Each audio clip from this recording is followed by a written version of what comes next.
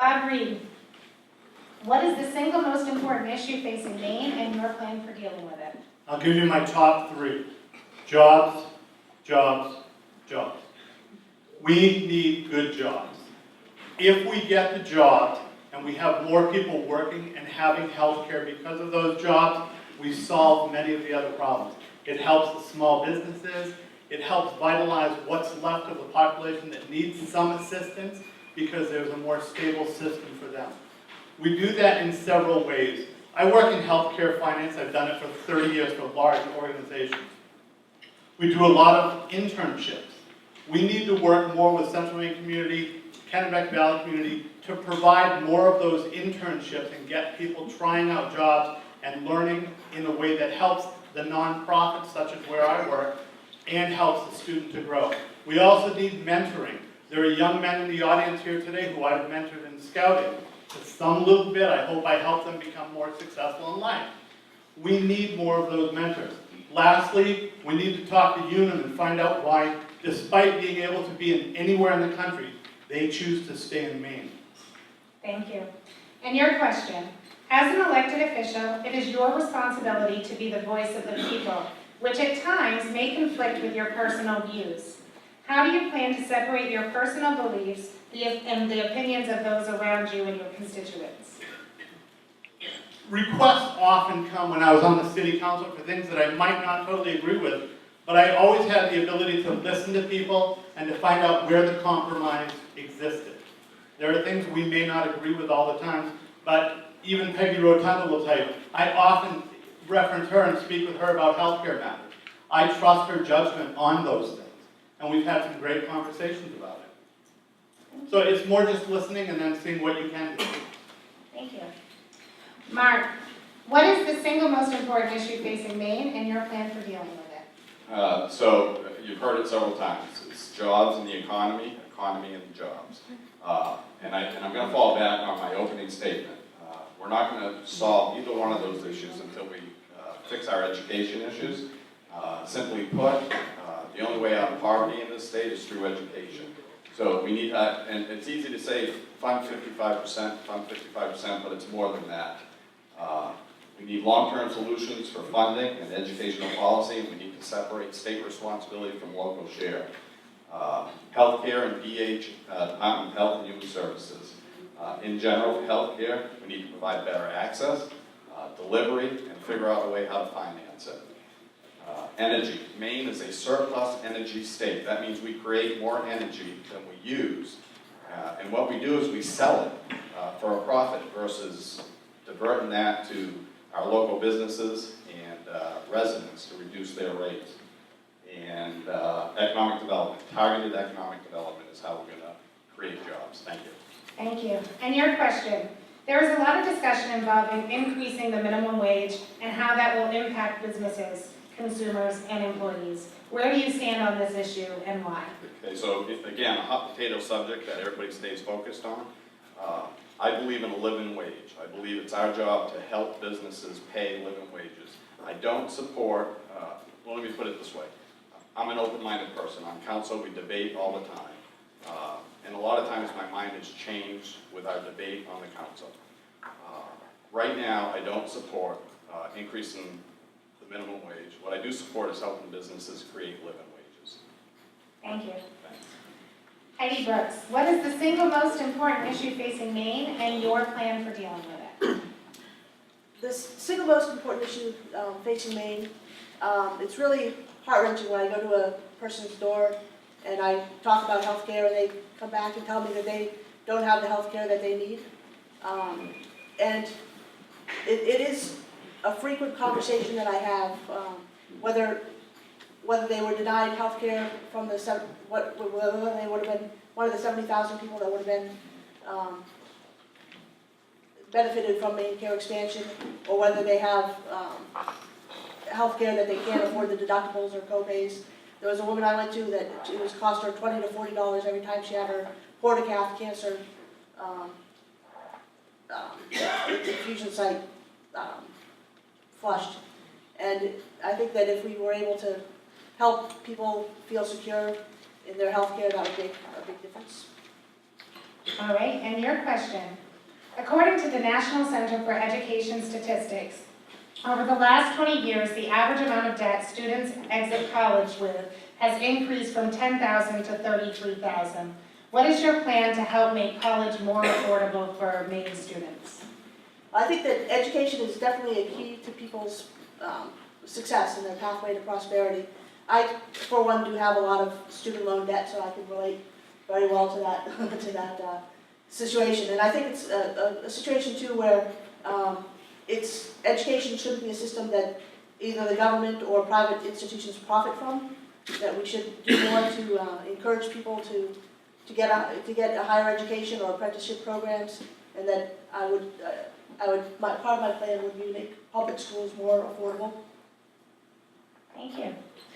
Wayne, what is the single most important issue facing Maine and your plan for dealing with it?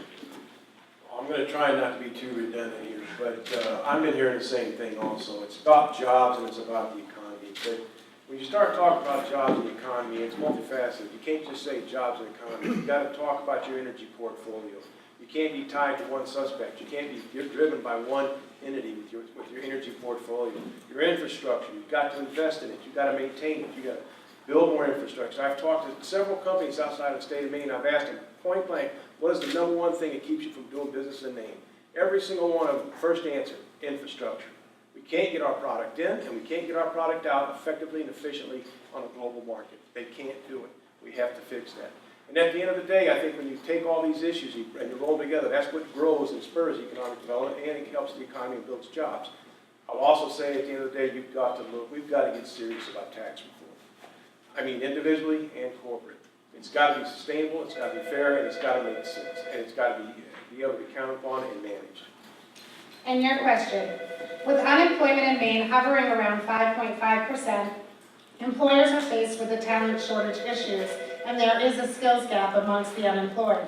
What is your understanding of the skills gap, and how would you propose the state support addressing it?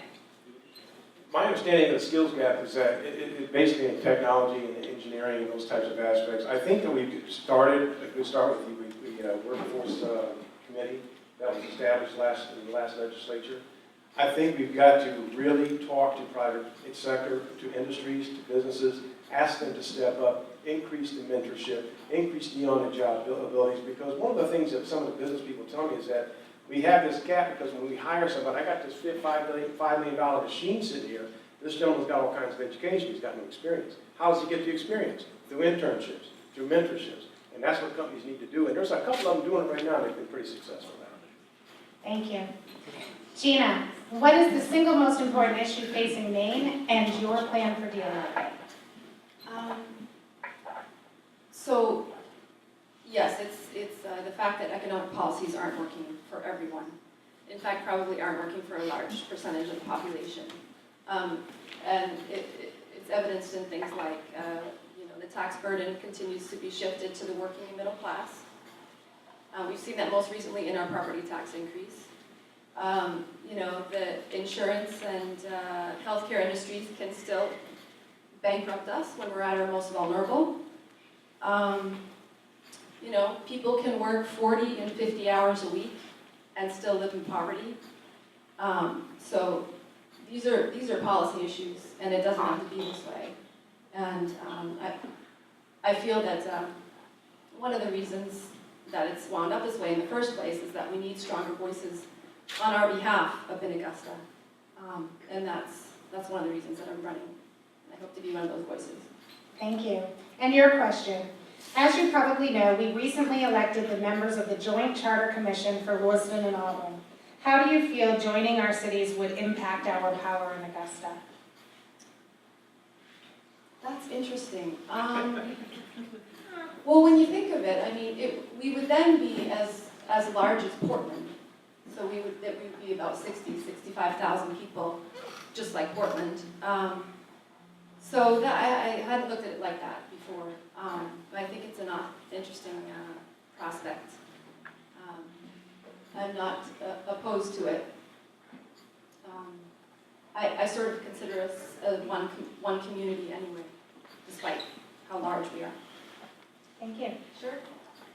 Bruce, What is the single most important issue facing Maine and your plan for dealing with it? The single most important thing that I hear when I go out is really, it's almost equally divided between taxes and welfare reform. With taxes, I served in the 124th and 125th legislatures, and in my last term, I was on taxation committee. One of the things that we did with the governor's budget was we put in a tax reform bill that took 70,000 Maine people completely off the income tax roll, and we saved every single Maine taxpayer money effective in 2013. Those are the kind of programs we need to continue. I would, if I had my rathers, I would almost like to see a fair tax where it's a sales tax for everyone, and eventually get rid of the income tax. Make it fair for all. Thank you. And your question, where do you stand in regards to expanding Medicaid in order to receive additional federal funds for health care in Maine under the Affordable Care Act and why? That is loaded. And I'll tell you why. Because whenever somebody promises you that they're gonna fund something for the next 2 or 3 years, ask our 2 superintendents of schools, Bill Webster and Katie Grundman. That happens to schools all the time. They get promised, and they did with pre-K. You do pre-K, and we're gonna pay you so much per student. And that's wonderful. We can actually not only get our money back, we might even be able to make a little bit of money, but then that goes away. With welfare reform, adding more people to the welfare, we can do that. We can do it very well.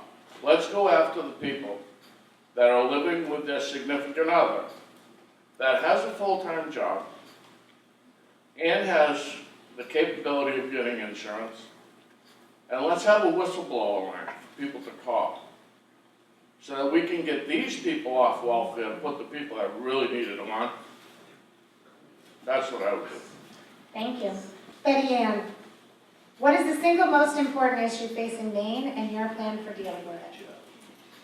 We all know that the economy is the single biggest issue because of a poor situation. And it's not just good jobs, or it's not just jobs, but good quality jobs. That's why so many people are relying on the welfare system, is because the jobs do not pay well enough, and too much of our economy is based on low-paying jobs. But it's easy to identify the problem. The solution is harder, and the solution in this case is leadership. We have leadership that at the moment is telling us what's best for us and how to do things, and won't pass things that aren't exactly the way one person wants it. We need leadership that will find a comprehensive, collective, work-together solution, and then work together, motivating people to implement it. Good quality jobs, I think, will come from good small businesses. I'm a small business owner. There are property tax issues for small businesses that need to be resolved, and a lot of that came from the lack of revenue sharing. Again, it's leadership from the top pushing things down that will make a difference. So leadership is the issue. Thank you. And I'm sorry, we do have to recycle some questions. So Maine has always struggled with attracting and retaining businesses due to energy costs. With reports indicating increased cost again this year, how do you plan to advocate for businesses on this issue? No, I want to recycle Gina's question. Can you repeat that? Maine has always struggled attracting and retaining businesses due to energy costs. With reports indicating increased cost again this year, how do you plan to advocate for businesses on this issue? I went to a Chamber of Commerce breakfast a while back, or not a breakfast, but a brown bag session, and they were talking about energy. And one of the things that was stressed was one gentleman who works with companies in reducing their energy use. The cheapest gallon of fuel and the cheapest kilowatt of energy is the one you never use. There is so much we could be doing on energy efficiency in this state. We spend a lot of money on LIHEAP, the Heating Assistance Program.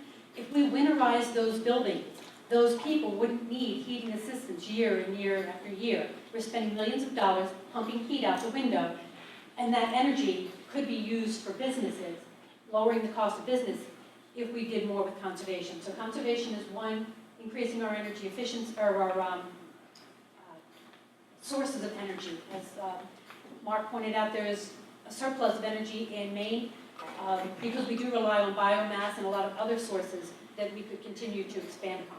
Thank you. David, what is the single most important issue facing Maine, and what is your plan for dealing with it? I think it's obvious to see if we just look for it, and it's poverty and hunger in the state. I took a tour of the Good Shepherd Food Bank here in Auburn about a year ago, and they have a fantastic facility, dedicated people. They're feeding hundreds of thousands of Mainers who depend on every meal from a food bank in the state. One section of the food bank, there was a row of backpacks. And I said, oh, what is that? Don't we give those to kids at school? I said, well, that's nice, they get a backpack. And the CEO, Kristen, said, well, Dave, these kids don't eat over the weekend unless they get these backpacks. That's a problem.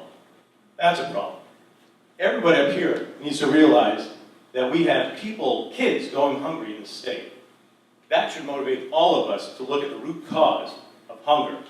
And when we look at solutions to that problem, we need to measure how many people are not going hungry and how many people are not dependent on a food bank meal this week. That's our measure of success, and whatever we do to solve that problem. Thank you. And your question. As you know, we recently elected the members of the Joint Charter Commission for Lewiston and Auburn. How do you feel joining our cities would impact our power in Augusta? It's going to dilute the voice of the individual in each of those towns.